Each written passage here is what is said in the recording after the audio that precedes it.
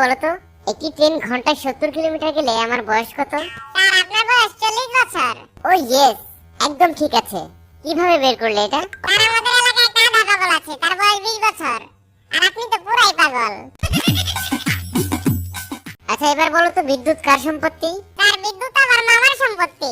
আমার বাড়ি আবদার পেয়েছিস, বিদ্যুৎ তোর মামার সম্পত্তি হলো কিভাবে? আমনেই স্যার, কারণ যখনই বিদ্যুৎ চলে যায় তখনই আমার বাবাই বলে শালার বিদ্যুৎ আবার চলে গেল।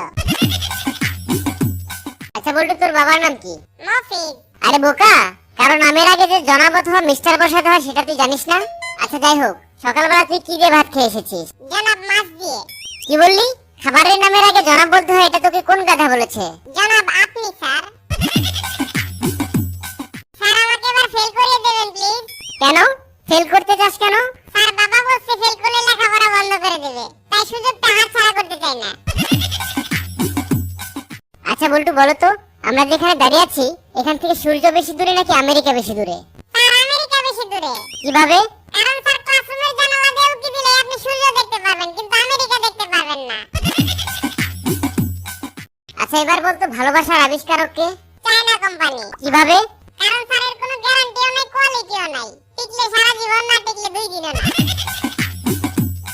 বল্টু আজকে তুই দেরিতে আসলি কেন?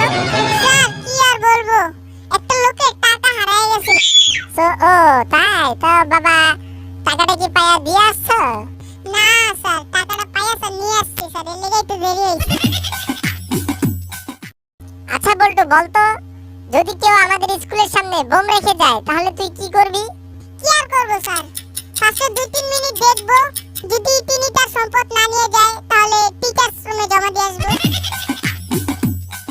আচ্ছা এবার বলতো, শিক্ষকদের স্থান কোথায়? কেন স্যার, আমার পেছনে। বেয়াদব কোথাকার, শিক্ষকদের সম্মান করতে শিখুনি? তোমার দ্বারা কিচ্ছু হবে না। কেন স্যার, আমার বাবা তো প্রায় বলেন যে তোর পেছনে এত মাস্টার লাগাইলাম তাও তুই পাস করতে পারলি না। আচ্ছা বলতো বল্টু, মুরগিরা কেন জিরাফের মতো লম্বা হলো না? কারণ স্যার মুরগি যদি জিরাফের মতো লম্বা হইতো তাহলে মুরগির ডিম মাটিতে পড়ে ফটাস করে ভেঙে যাইতো। আচ্ছা বলো তো, নির্জন কোনো এলাকায় তোমার মোটরসাইকেলের তেল শেষ হয়ে গেলে কি করবে? এটা তো খুবই সহজ স্যার, মোবাইল ফোন থেকে গ্রামীণ সিমটা বের করে চাকায় লাগিয়ে বলবো চলো বহুদূর। আচ্ছা তুই 1 থেকে 100 পর্যন্ত গুনতে পারিস? না স্যার, আমি 10 পর্যন্ত পারি। গাধা কোথাকার, বড় হয়ে কি হবি তুই? স্যার বক্সিং এর রেফারি হব। কি রে বল্টু, তোর নামে এত বিচার আসে কেন? তুই নাকি শুধু ক্লাসে গালাগালি করিস? স্যার আমি তো কাউরে কোনোদিন কুত্তার বাচ্চা কইও গালি দেই নাই। কোন হারামজাদাই স্যার এইসব আপনার কাছে কইছে? ওরে যদি একবার পাইতাম, ওর হাড্ডি ভাঙা স্যার ওর হাতে ধরে। এই বল্টু, লেখ তো 2 যোগ 2 কত হয়? আরে স্যার, আমি তো কলম খেয়ে আইছি স্যার। কি? এই নে তাহলে ফেলের খাতাটাও খেয়ে ফেল, তাহলে দেখবি জায়গা মতো পাস হয়ে বেরিয়ে। বল্টু বুঝলি তো, যে এক জায়গায় বেশিবার যেতে নেই, এতে করে ওখানকার আদর অনেক অনেক কমে যায়। জি স্যার, এটা তো আমিও জানি। এইজন্য তো আমি প্রতিদিন স্কুলে আসতে চাই না, কিন্তু প্রতিদিন আমার মা আমাকে পিটিয়ে স্কুলে পাঠিয়ে দেয়, যেমনটা না ঘটেছিল আজকেও। জীব বস্তুকে ভালোবাসতে হবে, সৃষ্টির সেরা জীব মানুষকে ভালোবাসতে হবে। যে মানুষকে ভালোবাসে না সে মানুষ নয়, সে পশুর সমান। তাহলে কি স্যার আপনার মেয়ে কি পশু নাকি, নাকি পশুর সমান? কেন, আমার মেয়ে আবার পশু হতে যাবে কেন? সে তো জীব বস্তুকে অনেক অনেক ভালোবাসে।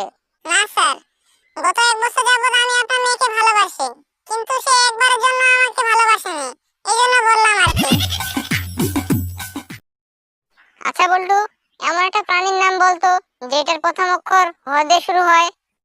কি যে বলেন স্যার, আজকে কি শুধু বাসে বাসে সহজ প্রশ্নগুলো আমাকে করতেছেন? এটার উত্তর হবে হাতি। আরে বাহ বল্টু, উত্তর তো সঠিক দিয়েছিস। আচ্ছা এরপর আরেকটা প্রশ্ন উত্তর দে তো, এমন একটা প্রাণীর নাম বল যেটা শরীয় দিয়ে শুরু। স্যার এটা তো আরো সহজ, এটা হবে অনেকগুলো হাতি। হ্যালো বন্ধুরা, আমাদের ভিডিওটি যদি তোমাদের ভালো লেগে থাকে অবশ্যই লাইক, কমেন্ট এবং শেয়ার করো।